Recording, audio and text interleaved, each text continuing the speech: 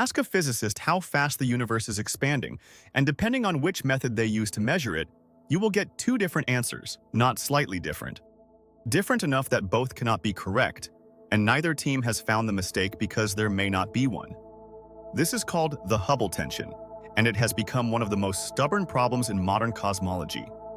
Here is the core of it. There are two completely independent ways to measure how fast the universe is expanding, a number called the Hubble constant. The first method looks at the nearby universe directly, measuring the distance and speed of specific stars and exploding supernovae in galaxies relatively close to us. This method consistently gives a value around 73 kilometers per second per megaparsec. The second method looks in the opposite direction entirely, at the cosmic microwave background, the ancient light left over from the early universe, and uses it to calculate what the expansion rate should be today based on how the universe evolved. That method gives a noticeably lower number, around 67. Two different techniques, two different starting points, both extremely well tested, and they simply do not agree. For years, the hope was that this was a measurement error, some hidden flaw in one of the methods waiting to be found and corrected. The James Webb Space Telescope was supposed to help settle it, offering far sharper images than anything available before, capable of resolving individual stars and distant galaxies with much greater precision, reducing exactly the kind of crowding and calibration errors that could explain away the discrepancy. Instead, the disagreement got worse. Multiple JWST studies through 2025, including work confirming distances using Cepheid variable stars, a type of star long used as a reliable cosmic distance marker, ruled out the specific measurement errors that had been the leading suspects at a confidence level above 8 standard deviations, a threshold considered essentially certain in physics.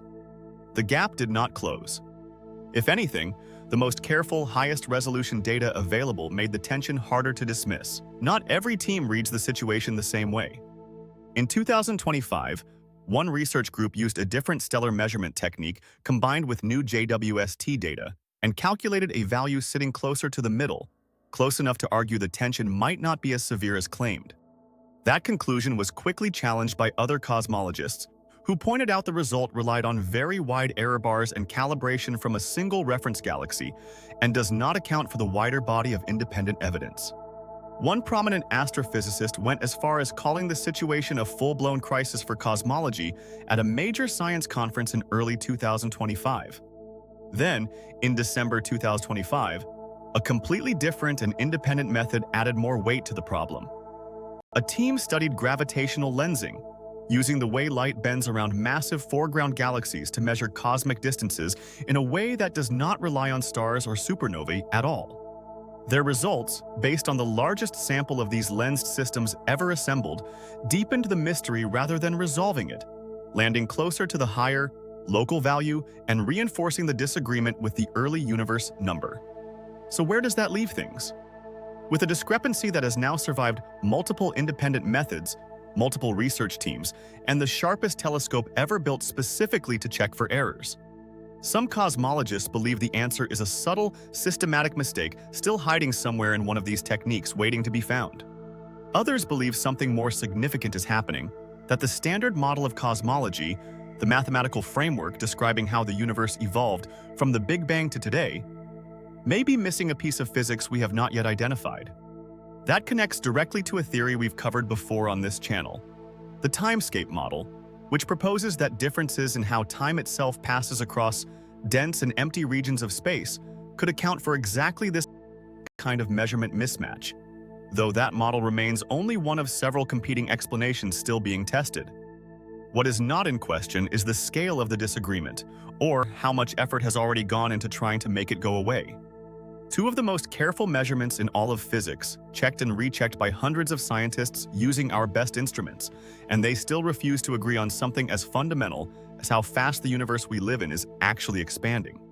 New data expected from the Euclid Space Telescope, with its first major results due in 2026, may finally offer a third, fully independent way to check both numbers against each other. Until then, the universe is quietly holding on to one of its oldest secrets. What do you think?